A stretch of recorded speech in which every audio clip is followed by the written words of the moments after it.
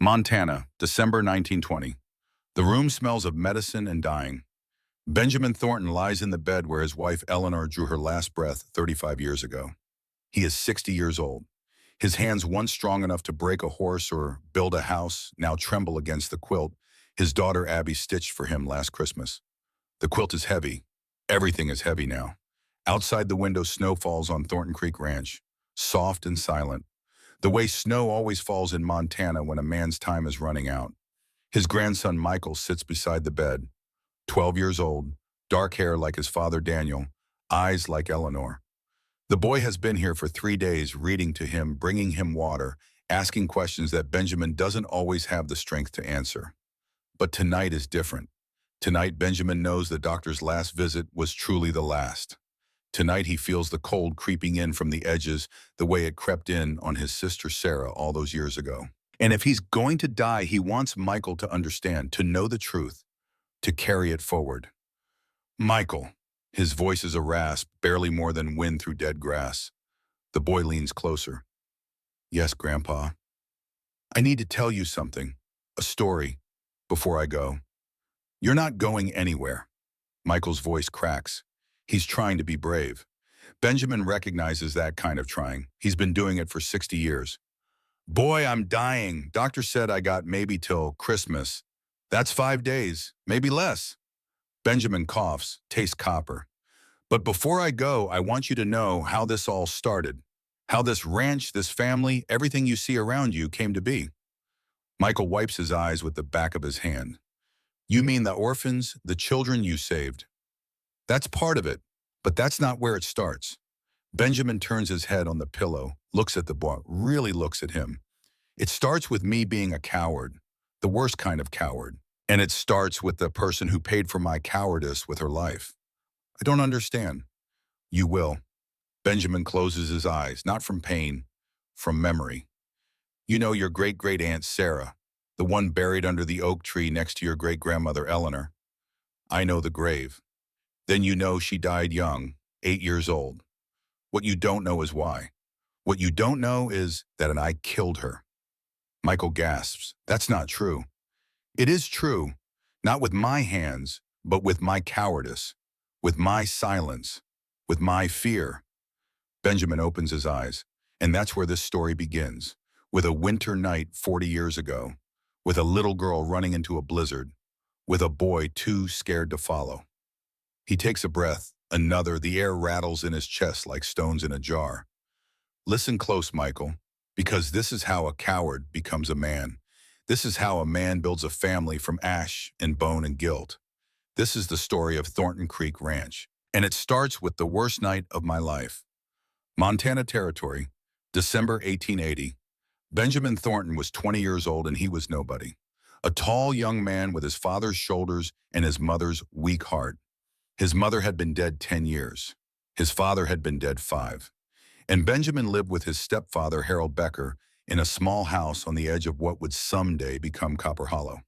Harold Becker was a hard man made harder by whiskey and failure. He had married Benjamin's mother for her land and found out too late that the land was worthless. Rocky soil, bad water. Nothing grew there except resentment and rage. When she died, giving birth to Sarah, Harold's rage found a new target. Sarah, 8 years old, dark hair like their mother, eyes that still held light despite everything Harold did to extinguish it. Benjamin worked in the copper mines then, 16-hour days in the dark. He'd come home exhausted, muscles screaming, lungs full of dust, and find Sarah waiting for him on the porch. She'd run to him, throw her small arms around his waist, and for a moment the world would be bearable. But Harold hated any joy he didn't create, hated seeing Sarah happy, hated seeing Benjamin smile. The night it happened, Benjamin came home to find Harold drunk. More drunk than usual. The kind of drunk where his words slurred together and his hands couldn't hold a glass steady, but could still make a fist just fine. Sarah had broken a plate while washing dishes, not on purpose, just a child's clumsy hands in a slippery dish and bad luck. The plate had been Harold's mother's, the only thing of value he owned, and now it was shattered on the floor in 6 pieces. Benjamin walked in to find Harold standing over Sarah. The girl was on her knees picking up the pieces. Her hands were shaking. She'd cut her finger. Blood dripped onto the white porcelain shards. "Look what you did." Harold's voice was cold, colder than the wind outside. "You stupid, useless girl. Can't do anything right. Just like your mother." "I'm sorry." Sarah's voice was so small. "I didn't mean to. I'm sorry. I'll be more careful. I promise." "Sorry doesn't fix broken things." Harold grabbed her arm, yanked her to her feet. The plate pieces scattered. "Sorry is just noise. You know what we do with things that break? We throw them away." He raised his hand. Benjamin saw it happening, saw the fist forming, saw the trajectory, knew exactly how hard it would hit, how much it would hurt. And Benjamin said nothing. He stood in the doorway, tall and strong, 20 years old, capable of stopping this, capable of putting himself between Harold and Sarah, capable of saying no, of saying stop, of saying, "If you touch her, I'll break your arm." But he didn't. He stood there, frozen. And he told himself he was being smart, being careful. That fighting Harold would only make things worse. That tomorrow when Harold sobered up, Benjamin could talk to him, reason with him, make him understand. He told himself all of this, and he believed none of it. The truth was simpler. The truth was he was afraid. Harold hit Sarah 3 times, once across the face, once on the shoulder when she fell, once on her back when she tried to crawl away.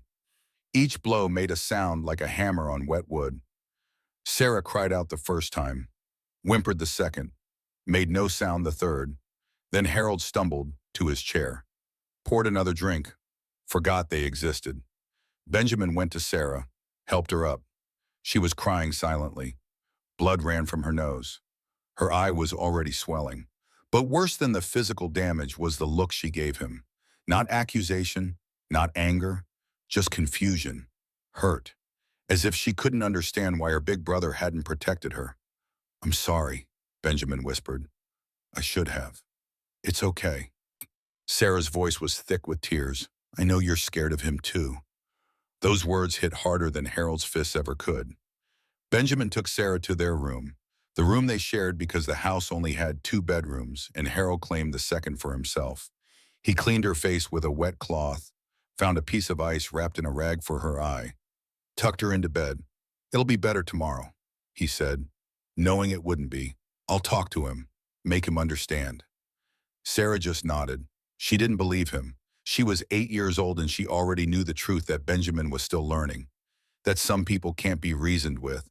That some people choose cruelty the way others choose kindness. That words don't stop fists. "I love you, Ben," Sarah said as she closed her eyes. "You're a good brother." But he wasn't, and they both knew it. Benjamin lay awake that night, staring at the ceiling, hating himself, planning conversations he would never have, imagining confrontations he would never risk. He fell asleep sometime near dawn, and when he woke, Sarah was gone. Her bed was empty. Her shoes were missing. The front door stood open, and outside a blizzard had begun. Benjamin ran into the main room. Harold was passed out in his chair, snoring. An empty bottle lay on the floor beside him. The man hadn't even made it to bed. Benjamin grabbed his coat, his boots, ran outside into the storm. The wind hit him like a wall. Snow fell so thick he could barely see 10 feet ahead. The temperature had dropped overnight, far below zero, the kind of cold that kills in minutes if you're not prepared. And Sarah had run out in just her nightdress and shoes. Benjamin called her name, screamed it into the wind. No answer came back. He looked for tracks, but the snow had already covered them. He didn't know which direction she'd gone. Didn't know if she'd headed for town or the woods, or just run blindly away from the pain. He stood there in the storm, and for the second time in 12 hours, Benjamin Thornton made a choice based on fear. He could search for her, risk getting lost himself, possibly die in the blizzard trying to find a little girl who might already be dead. Or he could go back inside, wake Harold, get help, organize a proper search party. He told himself the second option was smarter, more logical. That dying in the snow wouldn't help Sarah, that he needed to think clearly, act rationally, but the truth was simpler. He was afraid to die, afraid of the cold and the storm and the darkness, afraid to risk everything for a little girl who might already be beyond saving. So Benjamin went back inside, woke Harold, explained what happened. Harold's response was to hit him, hard, across the face. "You let her run out in a blizzard. Are you stupid?" The irony was lost on neither of them. They got help, roused the neighbors, organized a search party. 10 men went out into the storm. They searched all day, through the blizzard, through the impossible cold. They found nothing. The storm lasted 2 days. When it finally cleared, they resumed the search. Benjamin was the one who found her, 3 miles from the house, in a small grove of trees where she'd tried to take shelter. She'd curled up against a fallen log, pulled her nightdress tight around her knees. Her arms were wrapped around herself.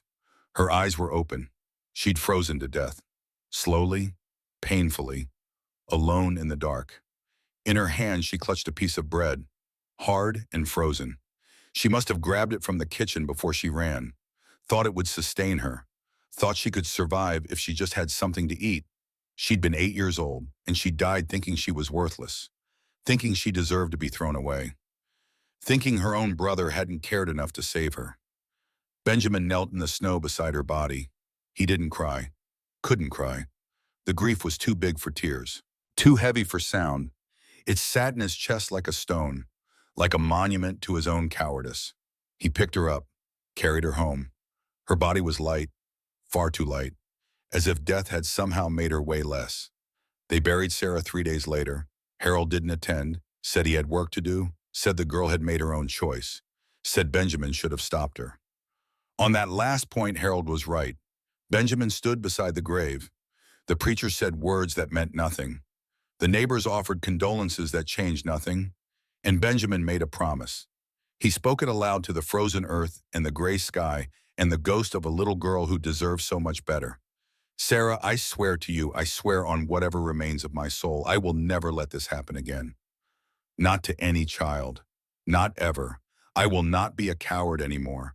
I will not stand by and watch. I will not let fear make me weak." His voice cracked. "I'm sorry I failed you, but I won't fail anyone else. That's my promise. That's my vow." The wind answered with silence. Benjamin left Harold's house that night, took what little money he had saved from the mines, walked away and never looked back. He didn't confront Harold, didn't seek revenge, didn't even say goodbye. Those would all be acts of a man who cared what Harold thought.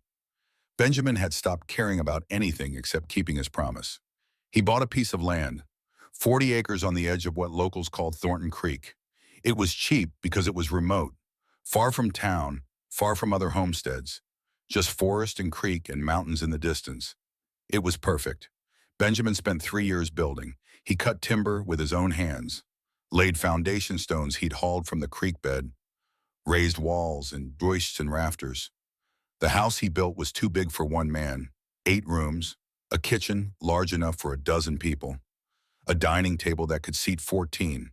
People who saw it asked why. Why build so big? Why so many rooms? Benjamin never answered. But he knew he was building for the family he didn't have yet, for the children he would save, for the promise he'd made to Sarah. By 1883, the ranch was operational. Benjamin had cattle, horses, crops in the field. He'd hired help, a foreman named Thomas who didn't ask questions, a housekeeper named Martha who didn't judge. He'd built something real, but the house still felt empty. The rooms still echoed. And every night Benjamin lay in his too large bed and thought about Sarah curled up in the snow. Then he met Eleanor.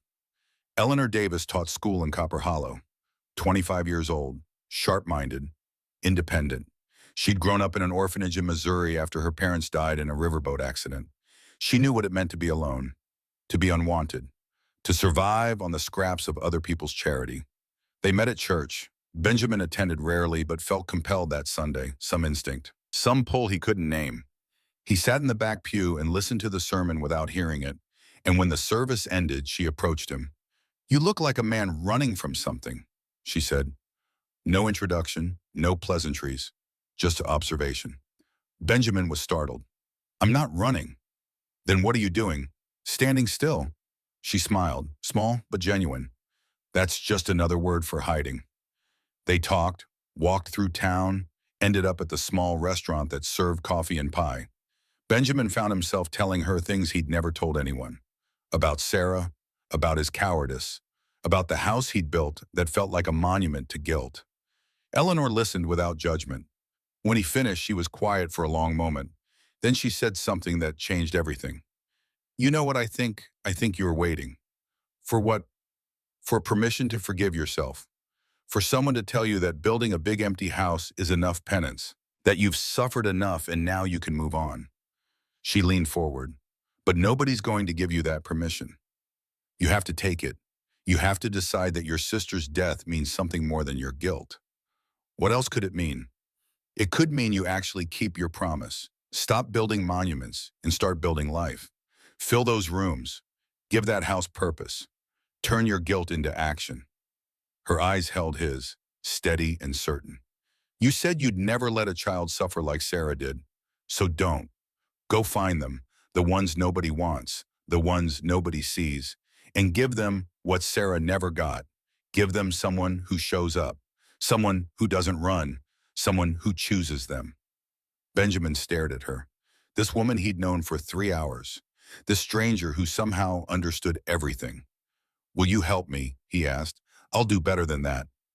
Eleanor said, I'll marry you, and we'll do it together.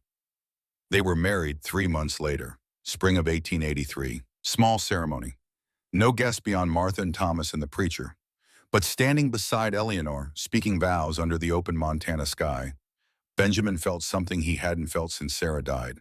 He felt hope. Eleanor moved into the ranch, into the big empty house. She walked through each room, measured walls with her eyes, saw potential where Benjamin saw only space. We need more beds, she said, and books, lots of books, and we should paint the walls, make them warm. Children need warmth. We don't have any children yet. Yet, she smiled, but we will. They're out there, waiting, and we're going to find them. That winter they did, December 1883. Benjamin was riding the south boundary of the ranch, checking fence lines before the next storm hit. The day was gray, cold but not yet bitter. Snow threatened but hadn't started.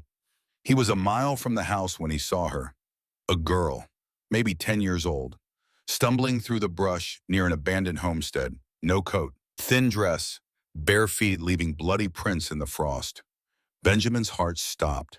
For one terrible moment, he was 20 years old again, standing in Harold's doorway, watching a little girl suffer, doing nothing.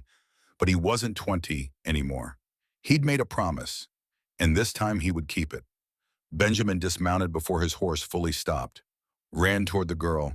She saw him coming and tried to run, but her legs gave out. She collapsed in the dead grass, curled into herself, waiting for whatever came next. I'm not going to hurt you. Benjamin's voice was gentle, controlled, the opposite of what he felt inside. Inside, he was screaming, raging at whoever had done this. My name is Benjamin Thornton. I live near here. You're safe now. The girl didn't respond, just stared at him with huge dark eyes, eyes that had seen too much, understood too much.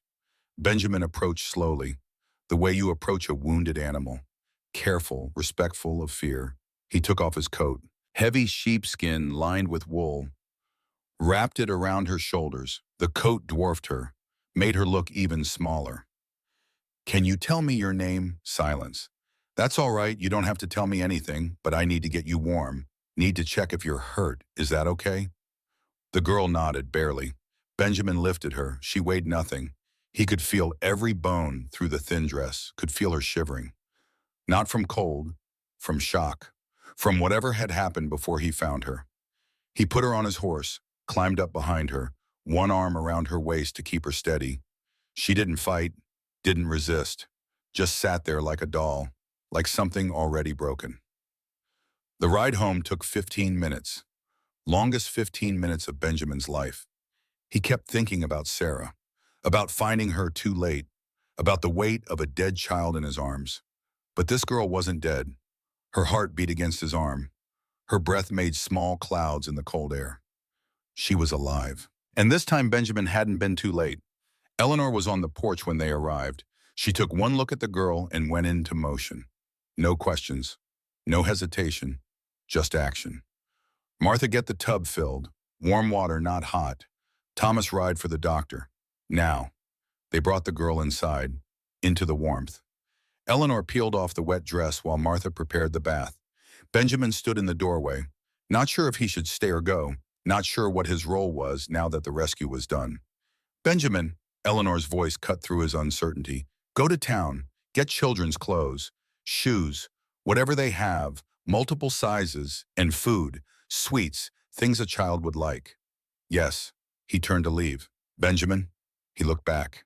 You did good, finding her, bringing her home. That was good. Something in his chest loosened, some knot he'd been carrying since Sarah died. I made a promise. I know, and you kept it.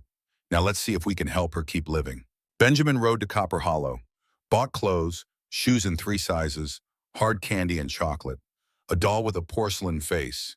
He didn't know if the girl would want a doll, didn't know if she was too old or too young or too damaged. But Sarah had loved dolls, and maybe that was reason enough.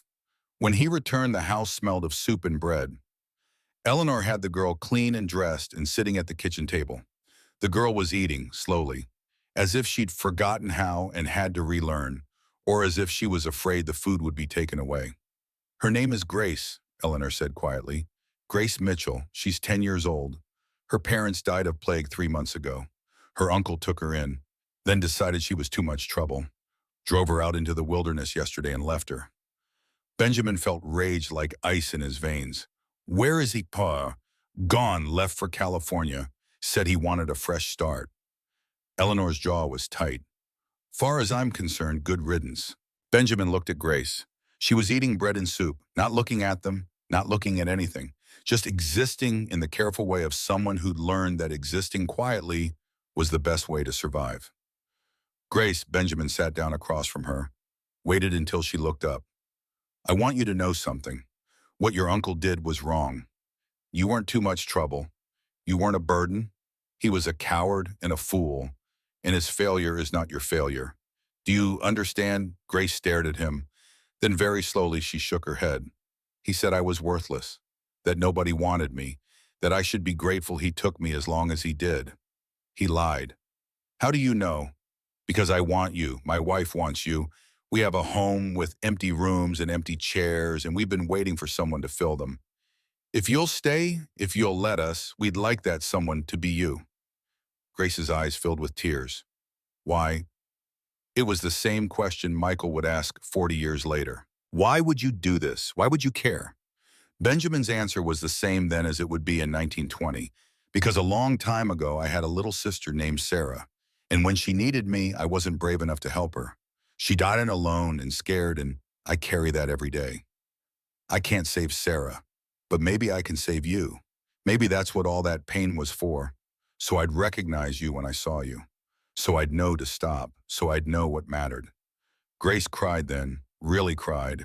The kind of crying that comes from deep places, from wounds that haven't healed.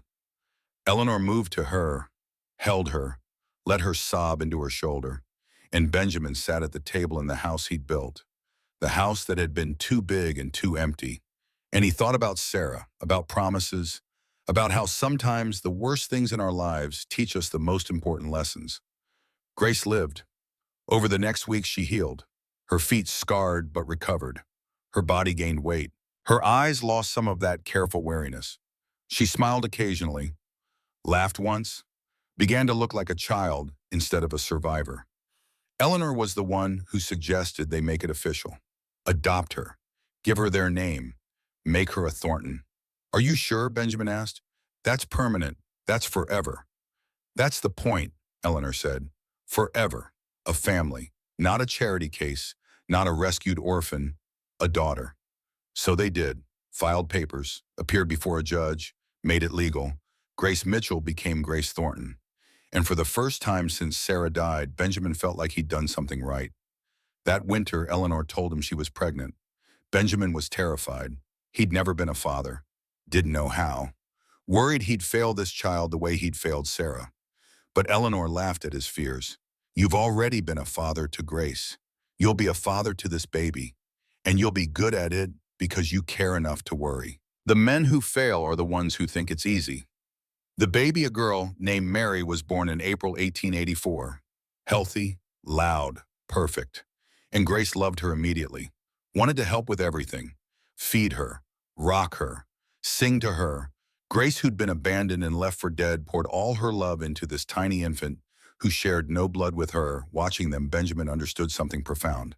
Family wasn't about blood, it was about choice, about showing up, about loving someone because you decided to, not because genetics demanded it. That understanding would shape everything that followed. November 1885, 15 months after Mary was born. Eleanor went to town for supplies. Grace and Mary stayed home with Martha. Benjamin was working the north pasture with Thomas. It was an ordinary day, cold but clear, nothing special, nothing remarkable. When Benjamin came home for dinner, he found Eleanor in bed, fever, high and climbing. The doctor came, diagnosed scarlet fever, said to keep her cool, keep her hydrated, pray. They did all three. For 4 days they fought.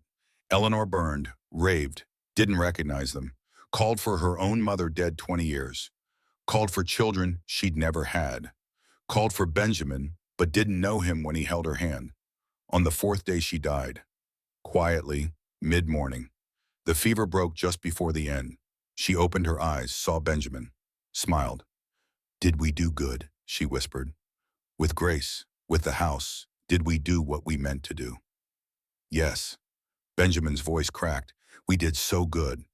"Then keep going, don't stop. There are more children, more Graces. Promise me you'll find them." "I promise." Eleanor closed her eyes, stopped breathing, was gone. Benjamin didn't cry. Not then, not at the funeral, not when they lowered her into the ground under the oak tree, not when Grace sobbed and Mary screamed for her mama, and the whole world felt like it was ending. He didn't cry because if he started, he'd never stop. And there were children depending on him. Grace needed him. Mary needed him. And somewhere out there, more children needed him. Children he'd promised Eleanor he'd find. So Benjamin swallowed his grief, buried it deep, and kept working. Mary was the hardest, 18 months old, too young to understand death, but old enough to know her mother was gone. She cried for Eleanor for weeks, reached for her at night, called for her in the morning. Benjamin held her, rocked her, whispered promises he didn't know if he could keep. "I'm here, Papa's here, you're not alone." It was Mary who finally broke through his grief. One morning she toddled to him, held up her arms, said simply, "Papa." Not asking for Eleanor, accepting him, choosing him. That's when Benjamin knew. He had to stay, not just for the promise, but for her, for the daughter who still needed a father. 3 months later, Grace got sick. The same fever, the same progression. Benjamin recognized it immediately, recognized the death sentence. But he fought anyway, brought in 3 doctors, tried every treatment, sat beside her bed for 5 days and nights, refused to sleep, refused to leave, refused to accept what was coming. Grace died on the 5th day. She was 13 years old. In her last moments, she was lucid, held Benjamin's hand, looked at him with Eleanor's wisdom. "Thank you for saving me, Papa. I love you." "I love you too, sweetheart. So much. Mama's waiting for me. She says it's okay. She says you did good." Grace smiled. She says, "Keep your promise." Then she was gone. Benjamin buried her beside Eleanor, under the oak tree. 2 graves, 2 women who taught him what love meant, what family meant, what purpose meant. He stood between those graves for a long time. Days blurred together. He didn't eat, barely slept. Martha brought him food he didn't touch. Thomas tried to get him to come inside. He refused. He was done. Finished. The universe had made its point. He'd tried to build something good, and it had been torn away. Tried to keep his promise and been punished for it. Maybe Harold had been right all those years ago. Maybe some things were just meant to be broken. On the 3rd day, Daniel found him. Daniel Hayes, 14 years old now. He'd arrived at the ranch 2 years ago when he was 12 with his sister Lily. Their parents had died in a fire. Benjamin had taken them in at Eleanor's insistence, loved them the way he'd loved Grace. Daniel stood beside the graves, quiet, respectful, finally spoke. "Mr. Thornton, sir, are you going to leave us?" Benjamin looked at him. "What?" Are you going to give up, sell the ranch, send us away like everyone else did? I? Benjamin stopped. He'd been thinking exactly that. Hadn't said it, hadn't admitted it, but Daniel knew. Because I understand if you do. Daniel's voice was steady. You lost too much, I get that. But I need to know. Because if you're going to leave, I need to prepare. Need to figure out how to take care of Lily. Need to make a plan. Benjamin stared at this boy. This child who'd already lost everything and was preparing to lose more. Who'd learned at 13 that adults couldn't be trusted. That promises didn't mean anything. That love was just something people said before they walked away. And Benjamin realized something. He could quit, could sell the ranch, could walk away from all of this. But if he did, he'd prove Daniel right. Prove that adults were all the same. Prove that love was temporary. Prove that his promise to Sarah, to Eleanor, to Grace meant nothing. Or he could stand up, keep going, show Daniel that some people stay, that some promises are kept, that love, real love, survives even grief. No, Benjamin's voice was rough. I'm not leaving. You're not. I made a promise to my sister, to my wife, to Grace, to you. I promised I wouldn't let children suffer, wouldn't let them be alone, and I meant it. Benjamin stood. His body ached, his heart ached, but he stood. Eleanor and Grace are gone, but you're here, Lily's here, Mary's here, and maybe that's the point. Maybe the promise isn't about the ones I lost, it's about the ones who are still here, the ones who still need me. Daniel's eyes were wet. So we can stay. You can stay forever if you want. This is your home, and I'm your father, maybe not by blood, but in every way that matters. Benjamin put his hand on Daniel's shoulder. And there will be more children who need a home, more brothers and sisters for you. Because this ranch, this family, it's bigger than just me. It's bigger than my grief. It's the promise I made, and I will keep it, no matter what. Daniel hugged him then, 13 years old and trying so hard to be strong, to be a man, but still just a boy who needed to know someone would stay. And Benjamin hugged him back, let himself feel it, the grief, the love, the terrible, beautiful weight of being needed. That night he went to Eleanor's grave one last time, knelt in the dirt, spoke to the darkness. I wanted to quit. You know that, wanted to walk away from all of it. Let someone else carry this. Let someone else keep the promise. He touched the headstone. But I can't, because Daniel's right. If I quit, I'm just another adult who failed them. Just another person who loved them until it got hard. And I won't be that. I won't be Harold. I won't be the man who let Sarah die. I'll be the man who stays, who fights, who keeps building even when it hurts. The wind blew through the oak leaves, soft and steady, almost like a voice, almost like approval. Benjamin stood, looked at the house, lights glowed in the windows. Martha would have dinner ready. Daniel and Lily and Mary would be waiting. Life was waiting. Purpose was waiting. He walked toward the house, toward the family that remained, toward the promise he would keep. Behind him under the oak tree, 3 graves stood in the darkness. Sarah, Eleanor, Grace, 3 women who taught him everything important. That cowardice had consequences. That love required courage. That some promises were worth dying for. But tonight Benjamin wasn't thinking about dying. He was thinking about living. About the children in his house. About the children still out there. About the family he would build from grief and determination and stubborn hope. He was thinking about tomorrow, and all the tomorrows after that, and how each one would be another day of keeping his promise, another day of proving that love was stronger than loss, another day of showing that one man, one house, one choice at a time, you could change the world. The snow began to fall, soft and silent, the way it always falls in Montana when something is beginning. The years after Eleanor and Grace's deaths were the hardest of Benjamin's life. Not because of the work, though there was plenty of that, not because of the loneliness, though the bed felt vast and empty every night, but because every day required a choice. Every morning he woke up and decided again to keep going, to keep the promise, to stay. Some days that choice was easy. Daniel would smile at breakfast, Lily would sing while doing chores, Mary would call him Papa and mean it. Those days, Benjamin felt like maybe he was doing something right, like maybe Eleanor and Grace were watching and approving. Other days were harder, days when he found Grace's drawings in a forgotten drawer, days when he passed Eleanor's grave and remembered how she'd looked at him on their wedding day, days when the house felt too big and too quiet, and he wondered what the point was. Why keep fighting? Why keep building? Why not just let it all go?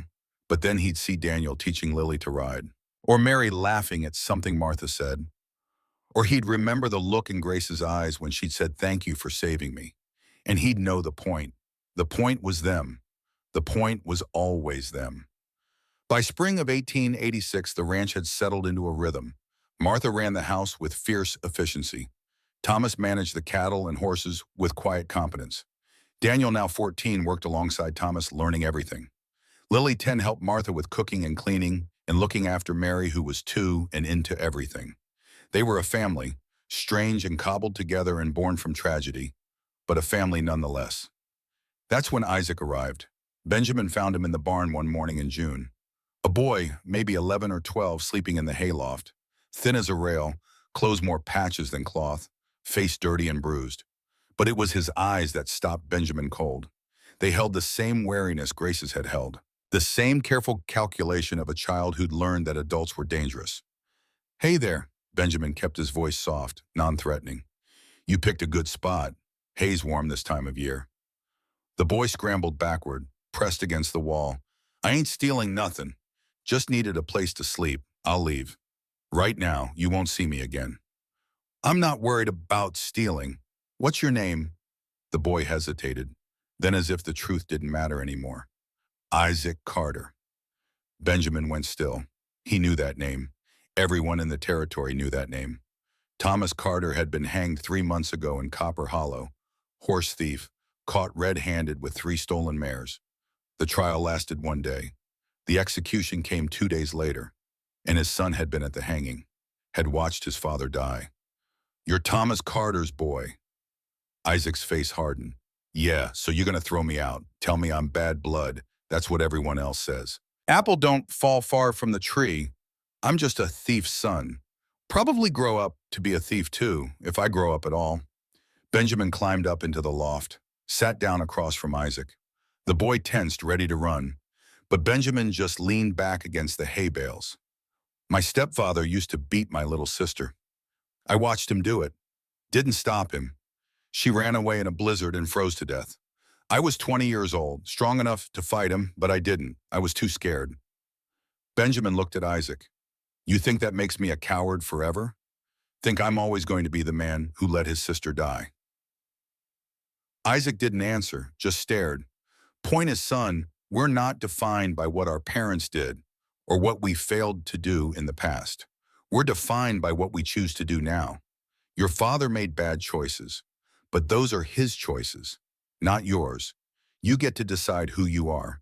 And if you decide you're just a thief's son, then yeah, probably you'll end up a thief. But if you decide you're something more, something better, then that's what you'll be.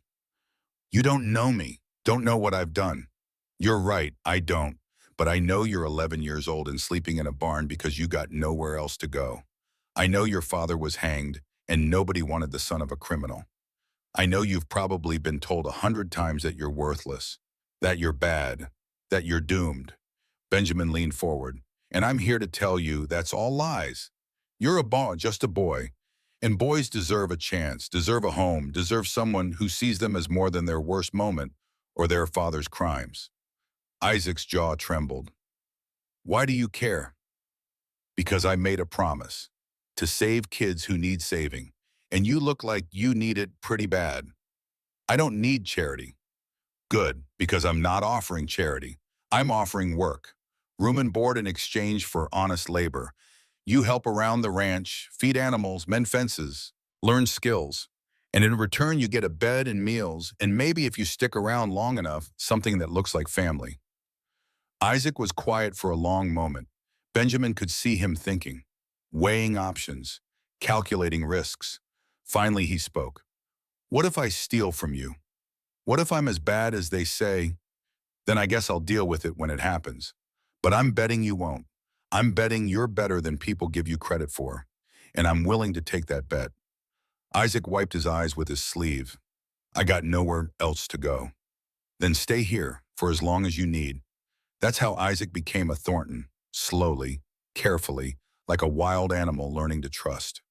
The first weeks were hard. Isaac flinched when anyone moved too fast, hoarded food under his mattress, woke screaming from nightmares about his father's hanging. But Daniel befriended him, showed him how to care for horses, never mentioned Isaac's father, never made him feel different. And gradually, day by day, Isaac began to relax, to smile, to act like a child instead of a survivor. 3 months after Isaac arrived, he came to Benjamin in the barn. "Mr. Thornton, sir, I need to tell you something." "All right. I did steal before I came here. Stole bread from the bakery, stole a blanket from a wagon. I was hungry and cold, and I didn't know what else to do." Isaac's voice shook. "But I haven't stolen nothing since I got here, not one thing. And I won't, I promise, but I wanted you to know. Wanted to be honest." Benjamin looked at this boy, this child who'd watched his father hang for theft and was so afraid of becoming him that he confessed to stealing bread. "Isaac, listen to me. You took food because you were starving. That's not theft, that's survival. Your father stole horses to sell, that's different. And the fact that you understand the difference, the fact that it bothers you, tells me everything I need to know about who you really are. You're not mad. I'm not mad, I'm proud. Takes courage to confess, takes strength to change. You're doing both." Isaac hugged him then, quick and fierce, then ran off before Benjamin could respond.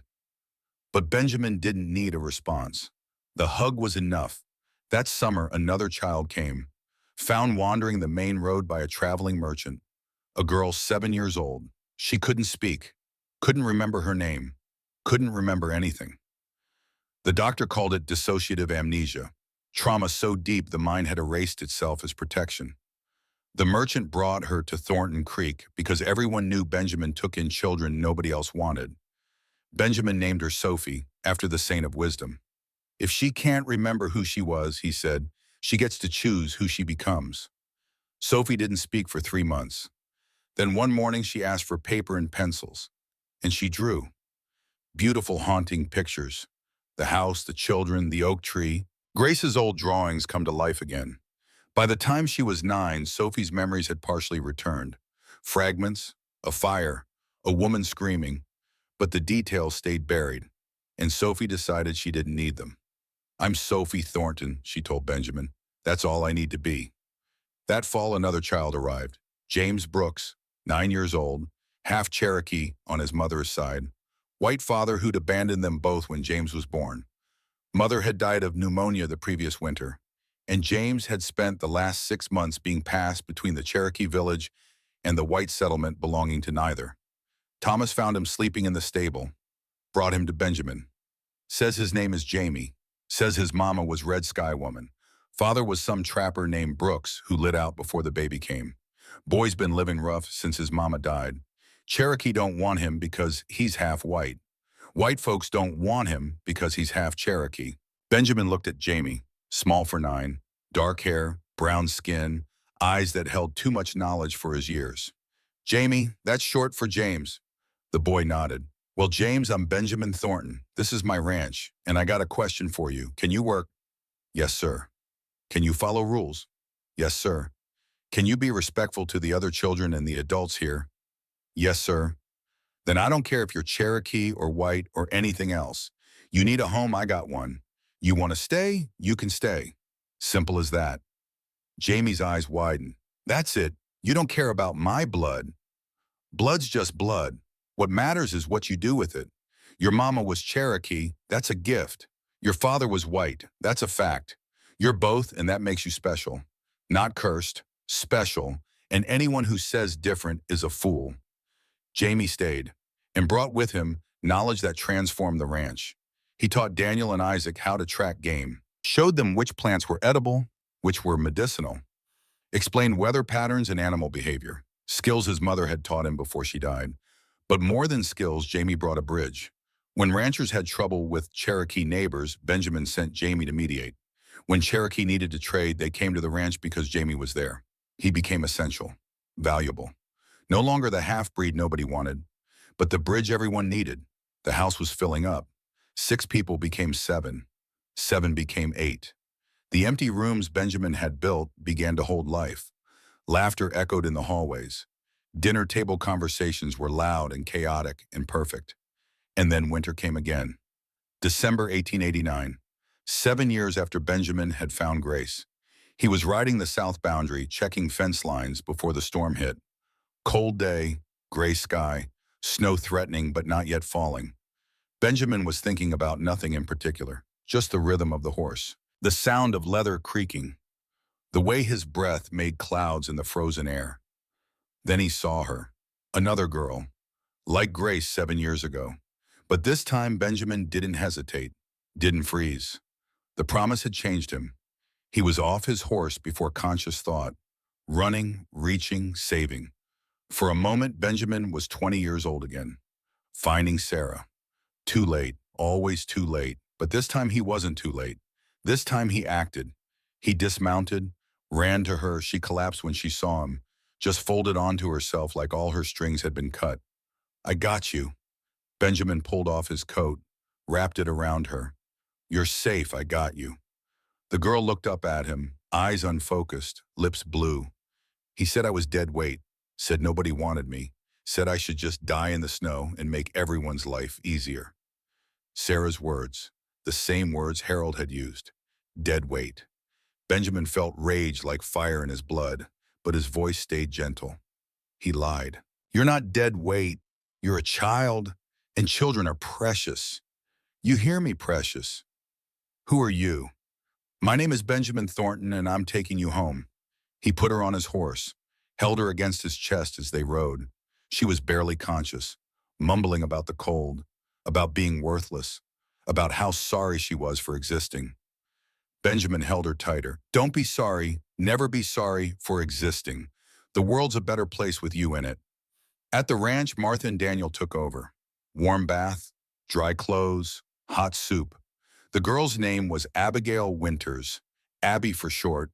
Her parents had died 3 years ago. She'd been passed between relatives, each one keeping her for a while, then passing her along. The last one, a woman named Constance Barlow, had driven her out into the wilderness and left her to die. Abby survived, barely. Her feet were badly frostbitten. 2 toes would never fully recover. But she lived, and slowly over weeks and months, she began to heal. What struck Benjamin most was her fierce protective instinct. The moment she could walk, she started helping with the younger children. Mary, now 5, became her shadow. Lily, 13, became her friend. And when the next child arrived, Abby was the one who helped him adjust. That child was Matthew, Abby's younger brother, 6 years old. They'd been separated 3 years ago after their parents died. Both believed the other was dead. The orphanage had lied to each of them, said the other had been adopted, that they'd never see each other again.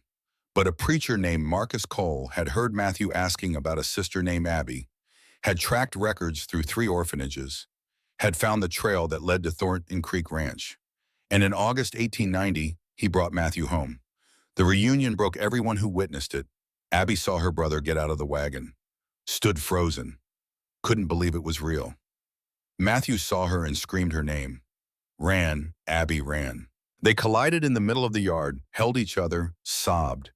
Benjamin watched from the porch. Beside him, Daniel said quietly, "That's what you did, Mr. Thornton. You made that happen. You gave them back their family." But Benjamin shook his head. "I just opened the door. They did the rest." By fall of 1890, the ranch housed 10 children, 8 orphans plus Mary, ages ranging from 6 to 16. The house was full. The table was full. Life was full. And that's when Nathaniel Crawford made his move. Crawford owned the neighboring ranch. Bigger spread, more cattle, older family name. But his ranch was failing. Poor management, gambling debts, bad investments. The bank was threatening foreclosure, and the only thing that could save him was buying Thornton Creek Ranch. The land, the water rights, the access to the mountain passes. With it, he could consolidate operations, cut costs, save his legacy. Without it, he lost everything. Crawford came to Benjamin in October, rode up to the house, dismounted without invitation, stood on the porch like he owned it. Thornton, we need to talk. Benjamin came outside, didn't invite Crawford in. Talk then. I'm prepared to offer you $50,000 for your land. That's more than fair, more than you'd get from anyone else. I'm not selling. Don't be a fool, that's a fortune. Maybe, but this isn't about money. This is home. For me and for 10 children who got nowhere else to go. So no, I'm not selling. Crawford's face darkened. Those children, that's what this is about. You're running some kind of orphanage out here. No oversight, no regulation. It's not right. Those children are my family, legally adopted. I got papers for each one, so it's not an orphanage. It's a home, and it's none of your business. Everything in this valley is my business. My family built this territory. We have a legacy to protect, and I won't let some upstart with a savior complex destroy that. Benjamin's voice went cold. Get off my land. This isn't over. Yes, it is. Leave. Now. Crawford left, but his words hung in the air like smoke. This isn't over. He was right. Over the next weeks, rumors started. Whispers in town, questions at the general store, concerns voiced at church. Always the same theme. Benjamin Thornton and those children. What's really happening out there? Why would a man take in so many orphans? What's his real motivation? The gossip was quiet at first, easy to ignore, but it grew, spread, until the sheriff came calling. Sheriff Dalton was a fair man. He'd known Benjamin for years, respected him, but he had a job to do. Ben, I got to ask some questions. People are concerned. What people? Crawford's been making noise, says you're running an unlicensed operation, says there's no oversight, says those kids might be in danger. Benjamin felt his jaw tighten. Those kids are safer here than anywhere else they've been. You want to see? Come on in. Look around, talk to them. See for yourself. Dalton did, spent 2 hours at the ranch, talked to each child, inspected the house, reviewed Benjamin's records. At the end, he shook Benjamin's head. I see nothing wrong here. Kids are well-fed, well-clothed, happy. You got legal papers for each one. As far as I can tell, you're doing good work. Tell Crawford that. I will. But Ben, be careful. Crawford's not the kind to give up easy. He wants your land, and he'll find a way to get it. 2 weeks later, Crawford escalated.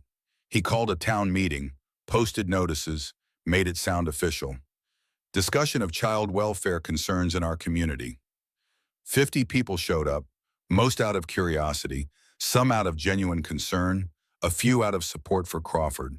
Benjamin attended, brought Daniel and Abby, left the younger children at home with Martha and Thomas. Crawford stood at the front of the church, presented his case like a prosecutor. Friends, I'm not here to attack Benjamin Thornton.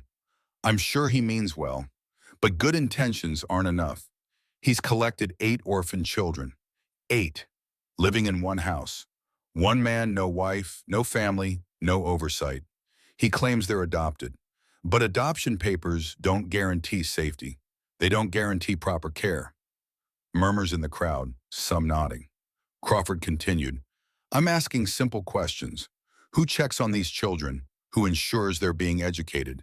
Who makes sure they're not being abused? Who holds Thornton accountable? More murmurs, louder now. Benjamin stood. I'll answer those questions. The children are checked by Doc Henderson every 3 months. Medical records available on request. They're educated by Eleanor's old teaching materials and by a tutor who comes twice a week. Verification available. They're not abused. They're loved. And I'm accountable to the law, to the community, and to God. That enough for you, Crawford? Words are easy. Proof is harder. Then come see for yourself, all of you. Benjamin looked around the room. Open invitation. Come to the ranch. Meet the children. See how they live. Judge for yourselves. I got nothing to hide. The crowd shifted. Uncertainty replaced certainty. Crawford's narrative was cracking. But then Crawford played his card. Touching offer, Thornton. But I've done some research. These children you have taken in, do they have any living relatives? Any family who might want them back? Because from what I understand, some of them might have been taken without proper legal authorization. Benjamin felt ice in his stomach. He'd been careful, filed papers, done everything legally, but some of the adoptions had been rushed. Some of the children had come from situations where family couldn't be located, or wouldn't respond, or had explicitly abandoned them. The law was murky, and Crawford knew it. Every child in my home is there legally, papers filed, judge approved. And for all of them, you're certain. Because if even one of those adoptions is questionable, that makes the whole operation questionable, makes you questionable. The crowd was turning. Benjamin could feel it. Fear was spreading. What if Crawford was right? What if there was something improper? What if they'd all been fooled? That's when Abby stood up. 11 years old, small, but her voice carried. Mr. Crawford asked what happens behind closed doors at Thornton Creek Ranch. I'll tell you. Behind closed doors, I learned to walk again after my feet froze. Behind closed doors, Daniel cries sometimes because he watched his parents burn. Behind closed doors, Isaac has nightmares about his father's hanging. Behind closed doors, Mr. Thornton sits with us, holds us when we're scared, tells us we're worth something, tells us we matter. She held up her hands, the scars from frostbite visible. These scars are from the woman who left me to die in the snow. She called me dead weight. Dead. Said nobody wanted me. Mr. Thornton found me, saved me, gave me a home. Not because he had to, not because someone paid him, but because he promised his sister he'd never let another child die alone. Abby looked directly at Crawford. You want to know what's happening at that ranch? Love is happening. Family is happening. Kids who had nothing are getting everything. And if you try to take that away, you're not protecting children. You're destroying them. The room erupted. Some people stood, applauded. Others argued, shouted. The meeting dissolved into chaos. Sheriff Dalton had to restore order. Finally, he spoke. Folks, I've investigated these claims. I've seen the ranch, talked to the children, reviewed the papers, and I see no evidence of wrongdoing. Benjamin Thornton is providing care for children who would otherwise be in institutions or dead. That's not a crime. That's charity. He looked at Crawford. Now, if you have specific evidence of abuse or negligence, bring it to me. Otherwise, this matter is closed. Crawford's face went red. He'd lost. Publicly. And men like Crawford don't forget that kind of humiliation. That night, riding back to the ranch, Daniel said, he's going to try something else. Men like that don't give up. Benjamin knew he was right, but he didn't know what Crawford would do. Didn't know how far the man would go. He found out 2 weeks later. November 1890, cold morning, Sophie Reed, the girl who'd come to them with amnesia 2 years ago, was missing. Her bed was empty, window forced open from the outside, boot prints in the frost. Adult-sized. Martha found it first. Screamed for Benjamin. He came running, saw the empty bed, the open window, and he knew with terrible certainty. Crawford. Benjamin organized immediately. Thomas and Daniel would search the woods. Jamie would track. Isaac would ride for the sheriff. And Benjamin would do what needed to be done. I'm coming with you. Abby appeared beside him. 11 now, nearly 12. Fierce and determined. No, too dangerous. She's my sister. I'm coming. Benjamin looked at this girl, this child who'd survived abandonment and frostbite and loss, who'd stood up to Crawford in front of 50 people, who'd earned the right to fight for her family. All right, but you follow my orders, no arguments. Yes, sir. Jamie picked up the trail immediately.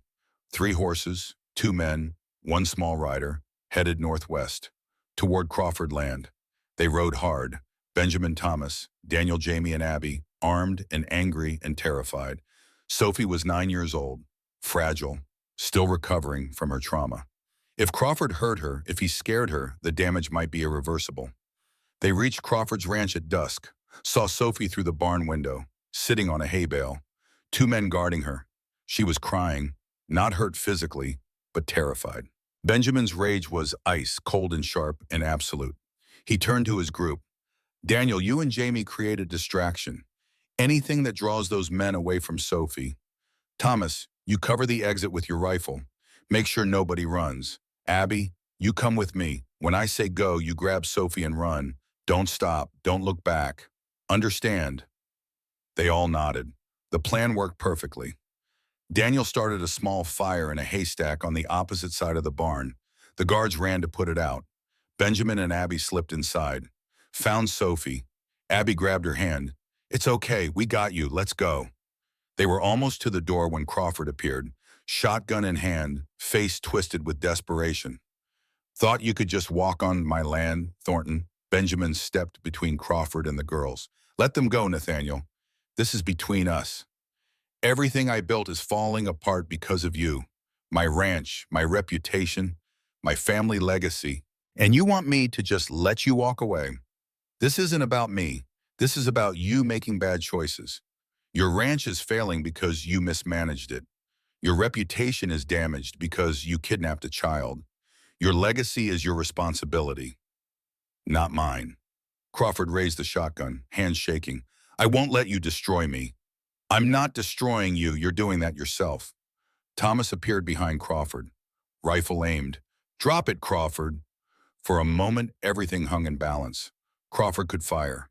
Thomas would fire back. People would die. It could all end here, Diam. Then Crawford's shoulders sagged. The shotgun lowered. He'd lost. Finally. Completely. And he knew it. Sheriff Dalton arrived 10 minutes later. Martha had ridden for help the moment they'd left. Crawford was arrested. His hired men confessed. The kidnapping was proven. Crawford would spend the next 15 years in territorial prison. As they led him away, Crawford looked at Benjamin. This isn't over. Even from prison, I'll find a way. You can't protect them forever. Benjamin didn't respond, just gathered the children, took them home. That night, he sat on the porch with Sophie. She was quiet, processing. Finally, she spoke. Why did he take me? Because he wanted my land. Thought if he had you, I'd trade. Would you have? Benjamin looked at her. Yes, without hesitation. This land is just dirt. You're my daughter. There's no comparison. Sophie leaned against him. I was so scared. I know, but you're safe now, and you'll stay safe, I promise. How can you promise that bad things keep happening? Bad things do happen. That's life, but you know what else happens? Good things, love, family, people showing up when it matters. And as long as I'm breathing, I'll show up for you, for all of you. That's my promise. Sophie was quiet for a moment. Then, I remember. Remember what my past, my family. It came back while I was in that barn. My mother died when I was 6. My father blamed me. Said if I hadn't been born, she'd still be alive. He left me at an orphanage. Told them I was nameless. That I didn't deserve a name. Tears ran down her face. So they called me Sophie, after the saint. Said even nameless children deserve saints watching over them. Benjamin pulled her close. You have a name now, Sophie Thornton, and you have a family. And nothing, not Crawford, not your past, not anything will take that away. The years that followed were quieter. Crawford was in prison. The town had seen the truth. The children were safe. The ranch prospered. More children came. Not many, 1 or 2 a year, but enough to keep the promise alive. Enough to fill the house with life and noise and love. By 1895, 15 years after Sarah's death, Benjamin was 35 years old. The ranch was successful. The children were thriving. Daniel was 23, married with a son of his own. Isaac was training horses for the U.S. Cavalry. Jamie was working as a territorial scout. Abby was 16 and running the household with Martha. The younger children were in school learning growing. Benjamin should have felt proud, accomplished, at peace. But mostly he just felt tired. The work was catching up. 16-hour days for 15 years. Sleeping poorly, eating irregularly, pushing himself beyond limits. His back ached constantly. His hands were scarred from 1,000 cuts and burns, and his chest hurt sometimes. A tightness that came and went but seemed to come more often lately. The doctor told him to slow down. Benjamin ignored him. There was too much to do, too many children depending on him. Too much promise left to keep. Then in autumn of 1895, he collapsed. He was working in the barn, lifting hay bales. Suddenly his chest seized. Pain like fire spread through his left arm. His vision blurred. He fell, hit the ground hard, couldn't breathe, couldn't think. Just pain and fear, and the certainty that this was how it ended. Daniel found him, shouted for help. They carried Benjamin to the house, sent for the doctor, waited. Dr. Henderson examined him. grim-faced, finally spoke. Heart attack, not severe, but a warning. Your heart is damaged, Ben. Weakened. You keep pushing like this, the next one will kill you. How long? If you rest, maybe 5 years, maybe 10. If you don't rest, months. Benjamin stared at the ceiling. I can't rest. The ranch needs me. The children need me. The children need you alive. A living father who does less is better than a dead hero who did too much. But Benjamin didn't know how to do less, didn't know how to slow down. His entire adult life had been defined by pushing forward, by doing more, by being enough for everyone who needed him. Abby understood. She came to his room that night, sat beside his bed. Papa, you need to let us help more. Daniel can run operations. I can handle the house. The younger kids can do more chores. You can't carry everything alone. That's my job, to carry it.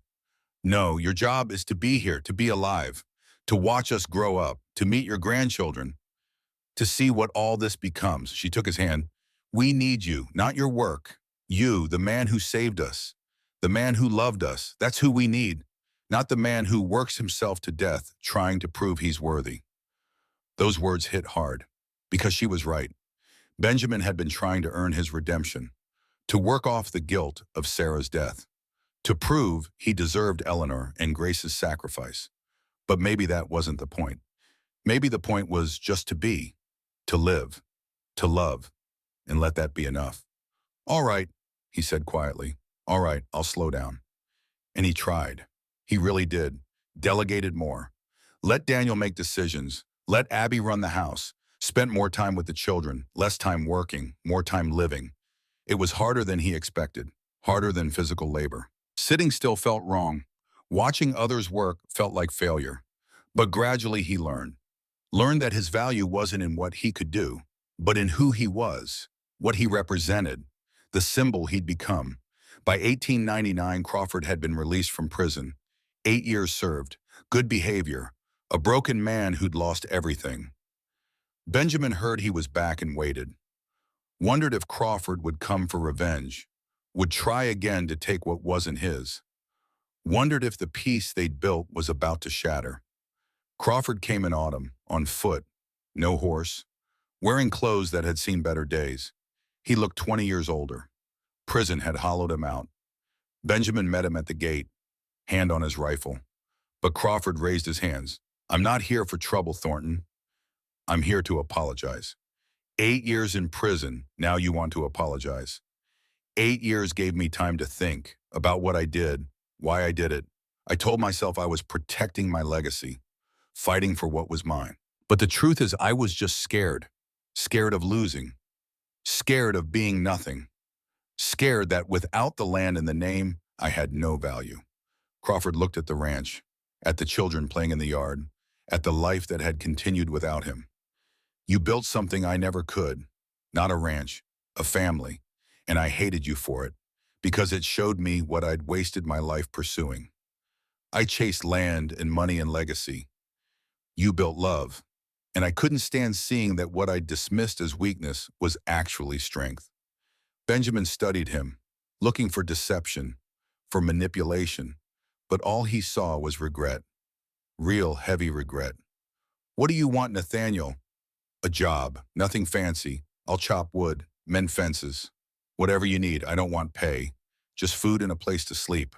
I need work, need purpose, need to be something other than the man who kidnapped a child and went to prison.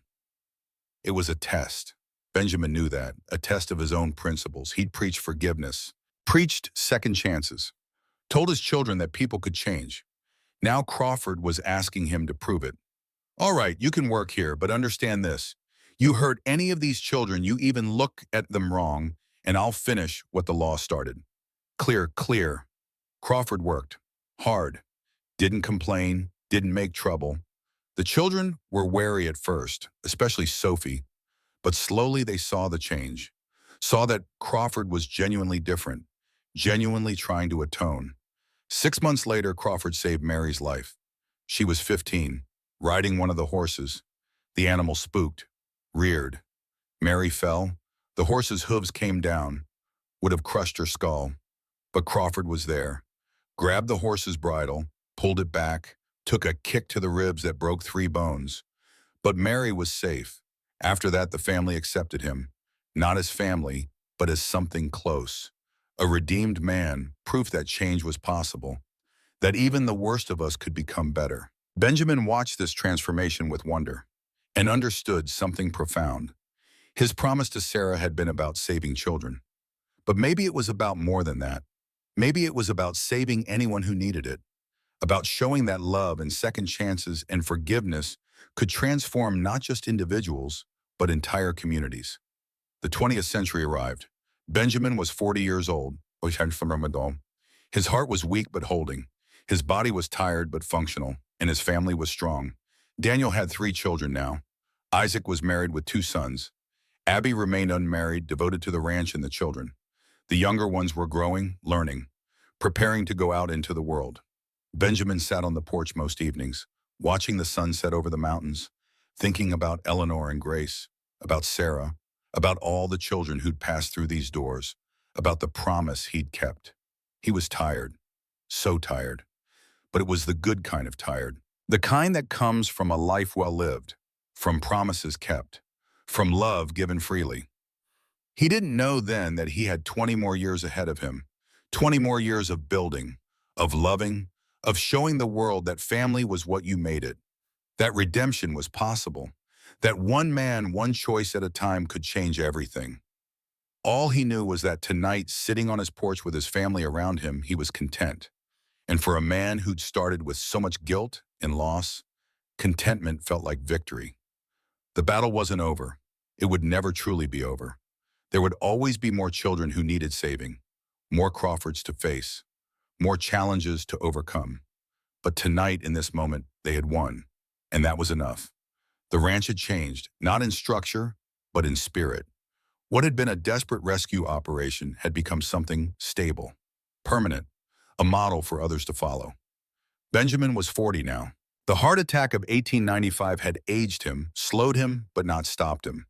He walked with a slight limp, tired easier, but his mind stayed sharp. His purpose stayed clear.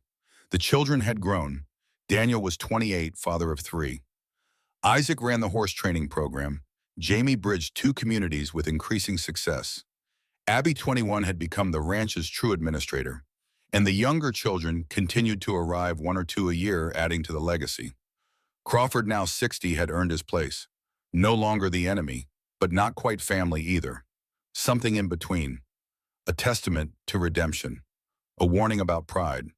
The 20th century arrived with promise, and with challenges no one could foresee. The new century brought changes Benjamin could never have imagined.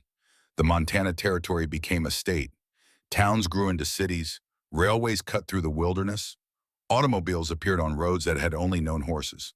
The world was transforming, modernizing, leaving behind the rough frontier days that had shaped Benjamin's youth. But some things remained constant. Children still needed homes, families still needed building, and promises still needed keeping. By 1905, Thornton Creek Ranch had become something larger than Benjamin had ever intended. It wasn't just a home anymore. It was an institution, a model. Other ranches across Montana and neighboring states began taking in orphans, inspired by what Benjamin had built. Churches asked him to speak. Newspapers wrote articles. The governor visited twice. Benjamin hated the attention. He wasn't trying to be famous, wasn't trying to start a movement. He was just keeping a promise to his dead sister. But Daniel convinced him the attention served a purpose. Papa, every article written about us is another child who gets noticed. Another family who decides to help. You started something. Now let it grow. So Benjamin tolerated the visitors and the reporters and the well-meaning people who wanted to study his methods. But he never forgot what this was really about. Not publicity, not recognition, just love, just family, just keeping his word. That summer, they held the first reunion. All the children who'd passed through Thornton Creek Ranch were invited to return. 32 people came, some with spouses, some with children of their own. They filled the house and yard with laughter and stories and the kind of joy that comes from shared history. Benjamin watched Daniel's 3 children play with Isaac's 2 sons. Watched Abby, now 26, teach a group of teenage girls how to bake bread. Watched Crawford, 60 years old and white-haired, sit quietly on the porch, finally at peace. That night, after everyone had gone to bed, Benjamin walked to the three graves under the oak tree. Sarah, Eleanor, Grace. He knelt on the grass, something his bad knees protested, but his heart demanded. You should see it. He spoke to the darkness, to the ghosts, to the memory of love. Everything we talked about, Eleanor. Everything we hoped for. It's real. 32 children have come through here. 32 lives changed. And they're changing more lives. Daniel's teaching his sons what I taught him. Isaac's training horses and training boys to be men. Abby's running this place better than I ever could. It's growing, spreading, becoming something bigger than us. The wind moved through the oak leaves, soft and steady, almost like breathing. I'm tired, Benjamin admitted. So tired. My heart's not good. Doc says I got maybe 5 years, maybe less, but I'm not afraid because I kept my promise. To all three of you, I saved them, as many as I could, and they're going to save more. That's legacy. That's what matters.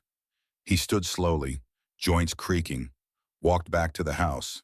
Inside, Daniel sat at the kitchen table, going over account books. Everything all right, Papa?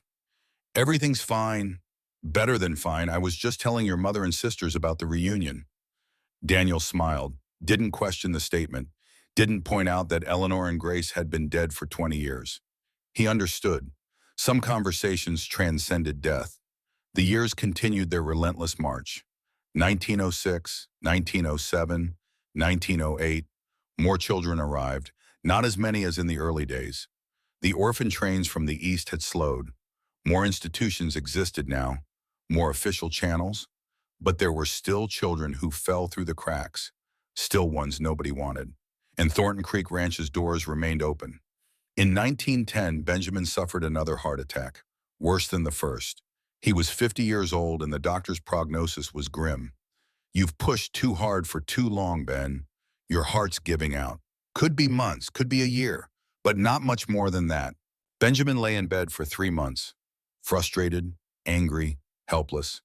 His body had always been strong, had always obeyed his will. Now it betrayed him, made him dependent, made him watch while others did the work he should be doing. Matt, now 25, stepped into the gap. Quiet like Benjamin, strong like Eleanor. He ran the ranch with steady competence, made decisions without asking permission, proved he was ready to lead. One evening, Matt came to Benjamin's room, sat in the chair beside the bed. Papa, we need to talk about succession. I'm not dead yet. I know, but you will be eventually. We all will. And this place needs to survive you, needs a plan. Benjamin wanted to argue, wanted to say he'd handle it when the time came, but he was too tired for denial. What do you propose? We make it official. Legal documents, partnership structure. You, me, Daniel, Abby as primary owners.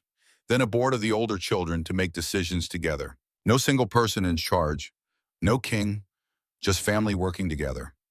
It was brilliant, and it terrified Benjamin because it meant admitting he was mortal. Admitting his time was limited. Admitting the ranch would continue without him. But it also meant his work wouldn't die with him. Meant the promise would outlive his ability to keep it personally. All right, draw up the papers. We'll do it legal. They filed the documents in November 1910. Thornton Creek Ranch became Thornton Creek Family Foundation. Nonprofit, perpetual, designed to survive generations. Benjamin's health improved enough that winter that he could walk again. Work a little, resume some normalcy. But everyone knew the reprieve was temporary. The heart attack had been a warning. The next one would likely be the end. Then the Great War came. 1914, Europe exploded into violence. By 1917, America had joined, and 3 boys from Thornton Creek Ranch enlisted. Benjamin's grandson, Daniel's oldest son, was 18. 2 other adopted boys were 17 and 19. They volunteered together. Benjamin tried to stop them, argued, pleaded. I saved you from one kind of death. Don't run toward another. But they went anyway. Young men convinced they were invincible, convinced it would be adventure, convinced they'd be home by Christmas. The war was hell. Benjamin followed news obsessively, read casualty lists, waited for telegrams he hoped would never come. Aged 10 years and two, all three boys survived. But they came home changed, hollow-eyed, quick to startle, haunted by things they wouldn't discuss. What we'd later call shell shock, what would eventually be named PTSD. But in 1918, there was no name for it. Just damaged boys trying to remember how to be human. Benjamin recognized the wounds. They were different from abandonment trauma, different from abuse trauma, but trauma nonetheless. And he knew how to help. Patience, work, purpose, love. The same tools that had healed Grace and Abby and Isaac and all the others. It took 2 years. 2 years of nightmares and flashbacks and rage. 2 years of Benjamin sitting up with boys who couldn't sleep, talking them through panic attacks, giving them work to do with their hands when their minds wouldn't settle, teaching them that surviving wasn't the same as living, that they could come back from this, that they were still worthy of peace. By 1920, all three had recovered, as much as any soldier recovers from war. They weren't the same boys who'd left, but they were men, whole men, functional men, men who understood darkness but chose light anyway. Benjamin was 60 by then. His heart was failing in earnest now. The doctor's visits were weekly, then daily. Everyone knew this was the end, not weeks away, days. December 15, 1920. Michael arrived, Daniel's youngest son, 12 years old, serious and thoughtful. He'd asked to stay with his grandfather, to sit vigil, to listen. Benjamin had been drifting in and out of consciousness. The pain medication kept him foggy. But when Michael arrived, something clarified. Some final reserve of strength gathered. Because he had one more story to tell, one more lesson to teach, one more promise to pass down. That's when he began. That's where this story started. Benjamin in bed, Michael beside him, and 40 years of history waiting to be spoken. Now, as the story caught up to itself, as the past merged with present, Michael understood why his grandfather had built this place, why he'd fought so hard, why he'd never given up. Grandpa, Michael's voice was thick with tears. You did it. You kept your promise. You saved them all. Benjamin smiled, weak but genuine. Not all, never all. There's always more. Always children who need homes. Always promises that need keeping. That's why I'm telling you this, Michael. Because when I'm gone, it falls to you, and to your cousins, and to your children someday. The promise doesn't die with me. It lives through you. I don't know if I can. I'm only 12. You won't be 12 forever, and you won't do it alone. That's the point. Family isn't one person carrying everything. It's everyone carrying something. Together. That's how you keep a promise this big. Together. Benjamin coughed, tasted blood, felt the cold creeping in from his extremities. The same cold Sarah must have felt. The same cold he'd fought his entire adult life. Michael, come closer. The boy leaned in. Benjamin took his hand, grip weak but determined. I'm going to tell you something nobody else knows. Something I've carried since I was 20 years old. He paused, gathered strength. The night Sarah died, I could have saved her. Should have saved her. I was bigger than Harold, stronger. I could have stopped him from hitting her. Could have chased her into the storm. Could have done 100 things different. But I didn't, because I was afraid. Grandpa, you were just a kid. I was 20, old enough to know better, old enough to act. But I chose cowardice, and Sarah died because of it. Benjamin's eyes were wet. I've spent 40 years trying to make up for that, trying to save enough children that the scales balance, that Sarah's death means something, that my failure becomes someone else's salvation. You understand? Michael nodded, not really understanding. Not yet, but sensing the importance. Here's what I learned, Michael. We all fail, all of us. We all have moments where we're not brave enough or strong enough or good enough. We all have Sarahs in our past, people we couldn't save, promises we couldn't keep. And we have a choice. We can let those failures destroy us, make us bitter, make us quit, or we can let them transform us, make us better, make us fight harder for the next person who needs us.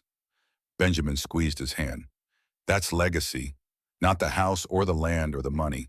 Legacy is turning your worst moment into someone else's best chance. It's taking your pain and using it to prevent someone else's. It's keeping promises even when, especially when they're hard. You carry that forward, Michael. When you fail, and you will fail, you turn it into fuel, into purpose, into love.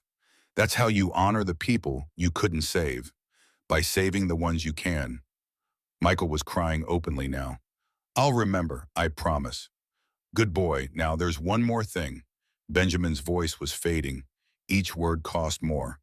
Under the oak tree, 3 graves. Sarah, Eleanor, Grace. When I die, bury me next to them. 4 graves. 4 people who taught me everything important. And on my stone put this. He kept his promise, that's all, nothing else, just those 3 words. Because that's all that matters. At the end of everything, did you keep your word? I did. And that's enough. The room was darkening. Or maybe it was Benjamin's vision, hard to tell. The edges were blurring, sounds becoming distant, but he could still see Michael, still feel his hand, still know he'd been heard. Grandpa, I'm scared. Of what?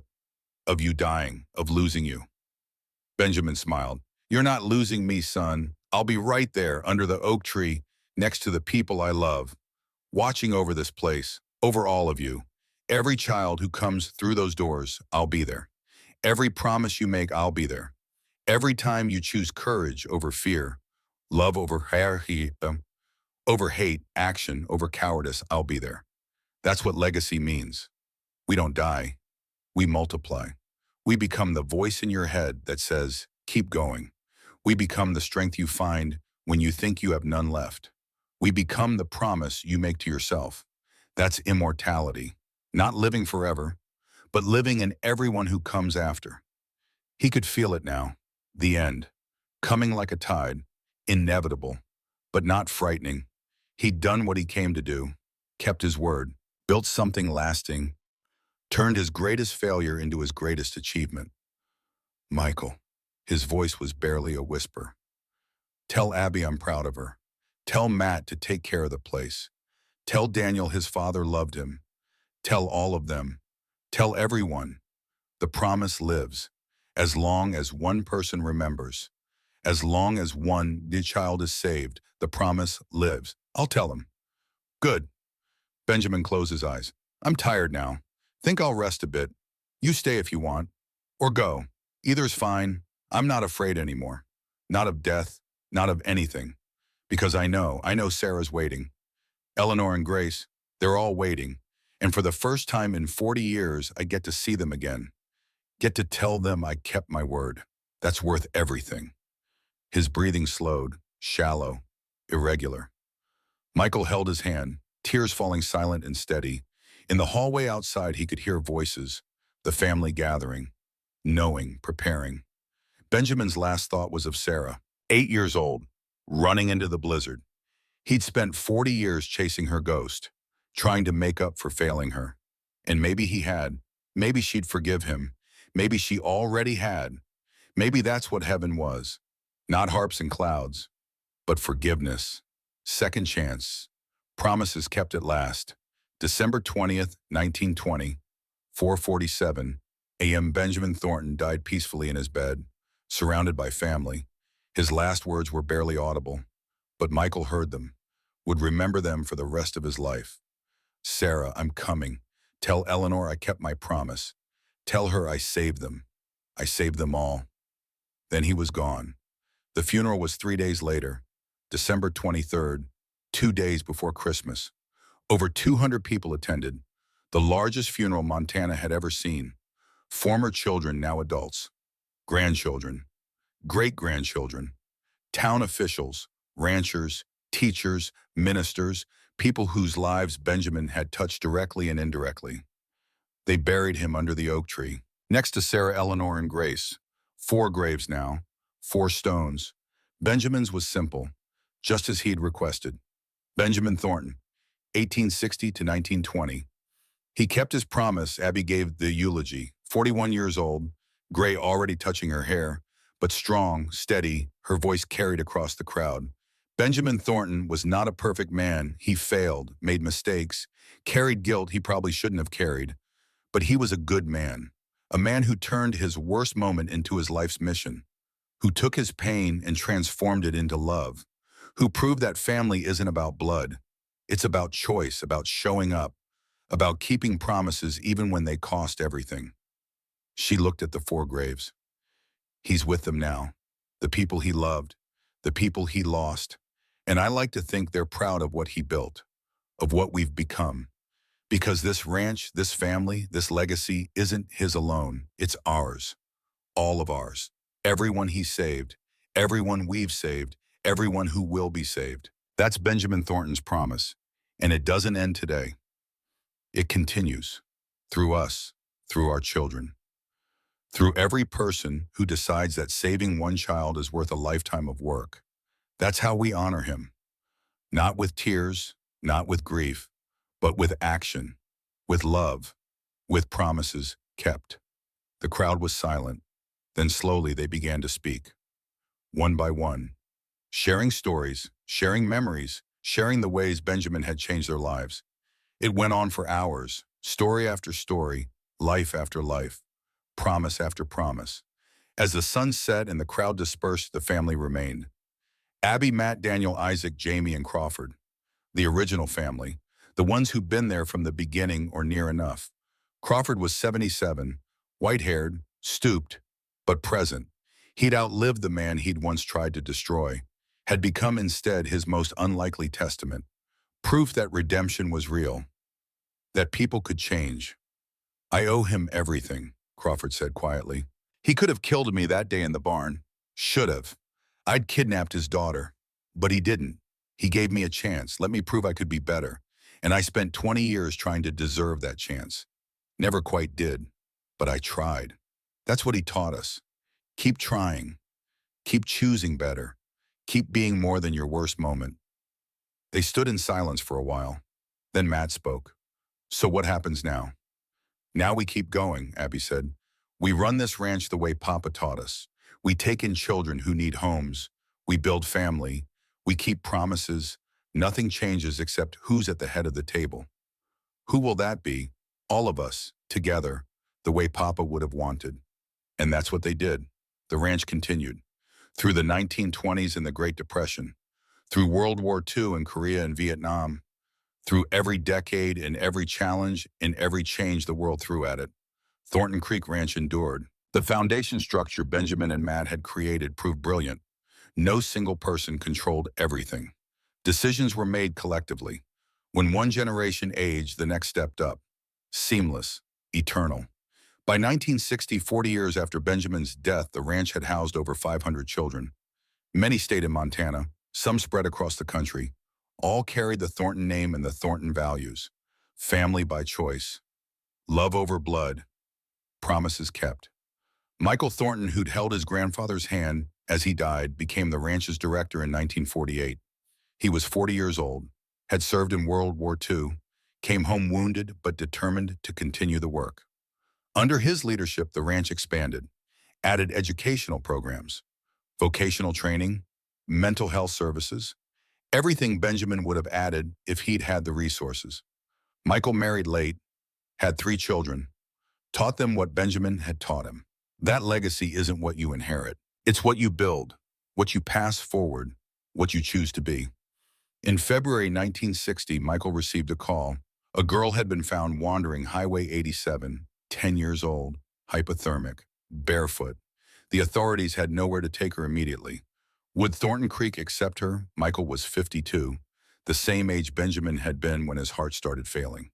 And for a moment, Michael felt the weight of all those years, all those children, all those promises. He was tired, so tired. But then he remembered. Remembered sitting beside his grandfather's deathbed. Remembered the story of Sarah. Remembered Benjamin's words. "The promise doesn't die with me. It lives through you." "Send her here," Michael said. "We'll take her." The girl arrived in a sheriff's car, not on horseback like the old days, but her eyes held the same fear, the same wariness. 65 years and nothing had changed. Children still needed saving. The same look Grace had worn, The same look Abby had worn. The same look hundreds of children had worn. The look of someone who'd learned too young that the world was cruel, that love was conditional, that they were disposable. Michael met her at the door, the same door Benjamin had stood in 65 years ago when Grace arrived. The same threshold, the same moment, history repeating, promise continuing.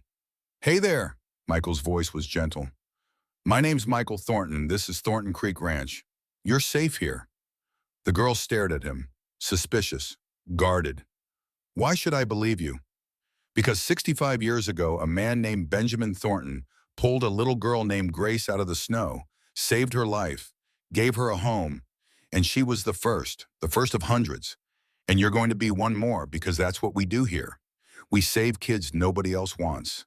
We build family out of strangers. We keep promises our grandfather made before we were born. That's our legacy. That's who we are. What if I don't want to be saved? Then you don't have to be. You can leave any time. Walk out that door. No one will stop you.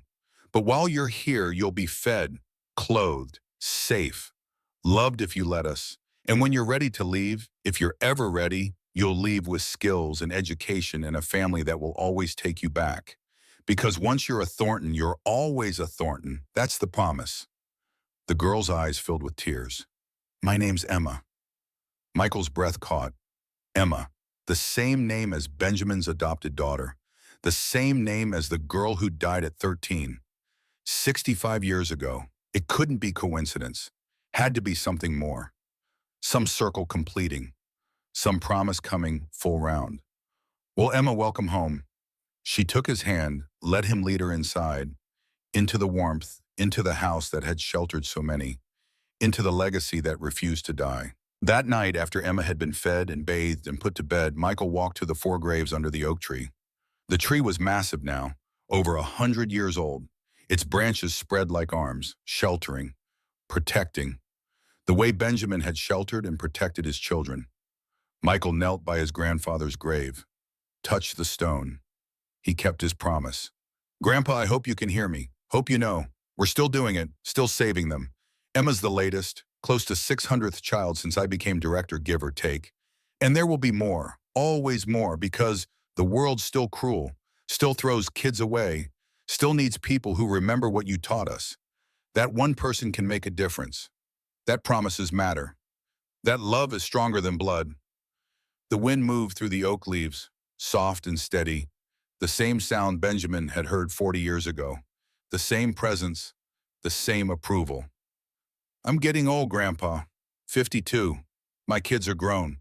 They'll take over soon. And their kids after them. The promise keeps passing down, generation to generation, forever. The way you wanted, the way you dreamed." Michael stood, looked at the house, lights glowing in every window.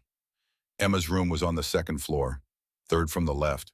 Grace's old room, the circle completing. "Rest easy, old man. Your work's in good hands. We won't let you down." He walked back to the house. Inside, Emma was already asleep, dreaming whatever dreams traumatized children dream. But safe, protected, beginning the long journey from survivor to thriver. The same journey hundreds had made before her, the same journey hundreds more would make. The promise continued. Years became decades. Decades became generations. The 1960s passed. Then the 70s and 80s. America changed, Montana changed, but Thornton Creek Ranch endured. Through social movements and technological revolutions, through wars and peace, through economic booms and busts, the ranch stood, solid, constant, eternal. By the year 2080 years after Benjamin's death, over 2,000 children had passed through Thornton Creek Ranch. The foundation that Michael had expanded now included multiple facilities, group homes, foster networks, educational programs, mental health services, everything Benjamin had dreamed of and more. The original ranch house became a museum, preserved exactly as it had been. Grace's drawings still on the walls, the dining table still set for 14, the bed still made, a monument to what one man's promise had built. But the work continued. New houses were built. New children were saved. The promise evolved, but never ended. could never end. Because some promises transcend the people who make them. Some promises become bigger than any single life. They become movements, legacies, eternal truths. December 20th, 2020. 100 years to the day after Benjamin Thornton's death. Thornton Creek Ranch held a centennial celebration. Over 1,000 people attended. Descendants of the original children, current residents, staff, donors, government officials. The governor of Montana gave a speech. So did a U.S. senator. So did 3 professors who'd written books about the ranch's impact on American child welfare. But the most important speech came from a woman named Sarah Thornton Hayes, 85 years old, great-great-granddaughter of Daniel Hayes, the first child Benjamin had saved after Eleanor and Grace died. She stood at the podium, small and bent with age, but her voice was strong, clear, carrying across the crowd. 100 years ago today, a man named Benjamin Thornton died in the house behind me. He was 60 years old. His heart had given out. He'd worked himself to death trying to keep a promise he'd made to his dead sister 40 years earlier. A promise to save children, to give them homes, to prove that family was about love, not blood. She paused, let the words settle. When he died, he'd saved 87 children directly. 87 lives that would have been lost or broken or destroyed. That's not a small number. That's not insignificant. But here's what's remarkable. Those 87 children went on to save thousands more. Through adoption, through foster care, through social work and teaching, in medicine and ministry. They took what Benjamin taught them and spread it, multiplied it, made it eternal. Sarah looked around, at the crowd, at the house, at the 4 graves under the oak tree. Today, we estimate that over 50,000 lives have been directly impacted by Thornton Creek Ranch. 50,000 children who had homes because Benjamin Thornton decided his sister's death would mean something, that his cowardice would become someone else's courage, that his pain would become someone else's healing. That's legacy. That's what happens when one person decides that promises matter, that love matters, that family matters. The crowd was silent, listening, understanding. Benjamin Thornton has been dead for a century, but his promise lives. It lives in every child we house, every family we build, every life we transform. It lives in all of us because we are his promise. We are the proof that one man, one choice, one moment of courage can echo across generations, can change the world, can make everything different. Sarah stepped back from the podium. The crowd rose. Applause thundered across the ranch for Benjamin, for his promise, for everything it had become. That evening after the celebrations ended and the crowds dispersed, Sarah walked to the 4 graves. She'd made this walk 1,000 times over 85 years. Brought flowers, said prayers, told stories. The graves were old now, the stones weathered, but the names were still clear. Sarah Thornton, Eleanor Thornton, Grace Thornton, Benjamin Thornton. 4 people who'd changed everything. 4 lives that had created thousands more. Sarah knelt on the grass, joints creaking, age demanding its due. She placed fresh flowers on each grave, then spoke to the darkness, to the ghosts, to the memory of love. Great-great-grandfather, didn't know if you can hear me. Don't know if any of this works the way we hope, but just in case, I wanted you to know. We kept your promise, all of us, every generation. We saved the children, we built the families. We proved that love was stronger than blood, and we'll keep doing it. Long after I'm gone, long after everyone who knew you directly is gone, because some promises are too important to die. Some legacies are too powerful to end. You started something that will never finish, never complete, never stop. That's immortality, not living forever, but building something that does. She stood slowly, looked at the ranch, at the original house now a museum, at the new buildings housing children right now, at the lights glowing in windows, at the life continuing, evolving, growing 100 years, 50,000 lives, and counting. The promise lived, and as long as one child needed saving, as long as one person remembered Benjamin Thornton's story, as long as love was stronger than abandonment, the promise would continue to live, forever. In 2024, 104 years after Benjamin's death, a new child arrived at Thornton Creek Ranch, a boy, 10 years old, found living in his car with his mother after she died of an overdose. No other family, no place to go. The authorities called Thornton Creek, and Thornton Creek said yes. The boy's name was Benjamin. A coincidence, or perhaps something more. Some circle completing yet again. Some promise renewing itself for another generation. The current director, a woman named Rachel Thornton, great-great-great-granddaughter of Abigail Winters, met the boy at the door. "Hey there, Benjamin. Welcome to Thornton Creek Ranch. You're safe here." The boy looked up at her, hollow-eyed, frightened. "Why should I believe you?" Rachel smiled. She'd answered this question 1,000 times, would answer it 1,000 more. Because 144 years ago, a man named Benjamin Thornton made a promise to save children, to build families, to prove that love was stronger than anything. And we've been keeping that promise ever since. You're the latest, but you won't be the last. The promise never ends. As long as kids need homes, we'll be here. That's who we are. That's what we do. That's the legacy we carry forward. The boy considered this. Then slowly he stepped inside, into the warmth, into the history, into the promise that refused to die. And somewhere under an oak tree in Montana, 4 graves rested in the darkness. 4 people who had changed everything. 4 souls who'd proven that one life, one choice, one promise could echo across centuries.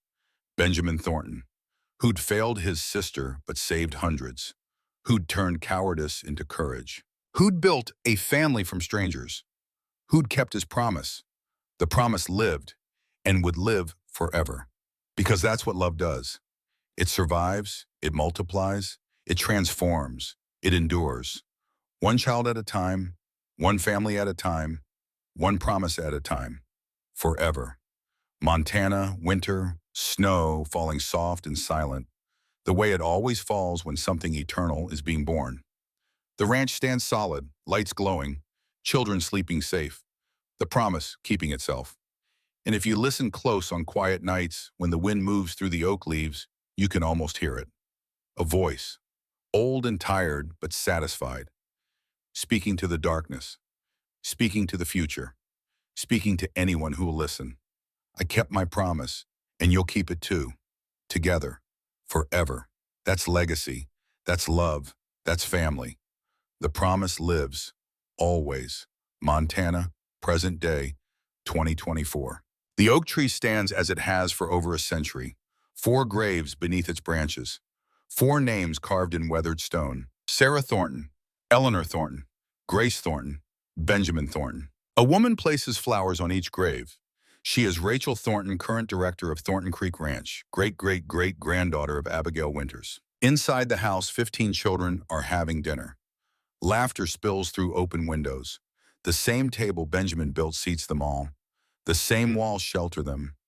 The same promise protects them. Rachel touches Benjamin's headstone, traces the words with her finger. He kept his promise. "We all did, Grandpa," she whispers, "and we always will." She walks back toward the house. The lights glow warm against the gathering dusk. Inside, a 10-year-old boy named Benjamin helps set the table. The newest arrival. Over 3,000 children had passed through these doors. But not the last, never the last. The promise lives. Benjamin Thornton saved 87 children in his lifetime. Those 87 saved thousands more. Today, over 50,000 lives have been touched by his promise. Thornton Creek Ranch still operates, still welcomes children nobody else wants, still proves that family is what you choose. One man, one promise, 144 years.